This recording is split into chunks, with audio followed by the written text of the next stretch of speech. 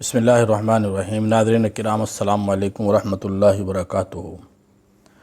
نبی کریم صلی اللہ علیہ وسلم جب گفتگو فرماتے تھے تو حضرت عائشہ رضی اللہ تعالیٰ عنہ فرماتی ہیں کہ آپ صلی اللہ علیہ وسلم فصل کے ساتھ گفتگو کیا کرتے تھے، وقفہ کر کر کے الگ الگ الفاظ ہوتے تھے، ہر بات الگ سمجھی جاتی تھی، گفتگو اتنی صاف سادہ عام فہم ہوتی تھی کہ عام سے عام آدمی بھی بآسانی سمجھ لیا کرتا تھا، اور اتنا ٹھہر ٹھہر کر گفتگو کیا کرتے تھے۔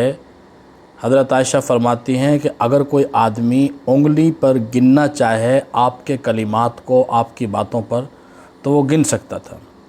وجہ کیا ہے کہ جو انسان جتنا بڑا ذمہ دار ہے، اس پر جتنی بڑی ذمہ داری ہے اور جتنا وہ سنجیدہ ہے، وہ اپنی گفتگو میں اتنا ہی زیادہ محتاط ہے۔ اللہ رب العزت فرماتے ہیں ما یلفظ من قول الا لدیہ رقیب عتید، کہ انسان کی زبان سے جو لفظ نکلتا ہے لکھنے والے فرشتے اسے لکھ لیتے ہیں۔ جب انسان اس ذمہ داری کے ساتھ گفتگو کرتا ہے کہ میری ہر بات لکھی جا رہی ہے، تو وہ بات کرنے سے پہلے سوچتا ہے اور پھر تولتا ہے اور پھر بولتا ہے۔ تو گفتگو صاف ستھری، سنجیدہ اور ذمہ داری کے ساتھ ہونی چاہیے۔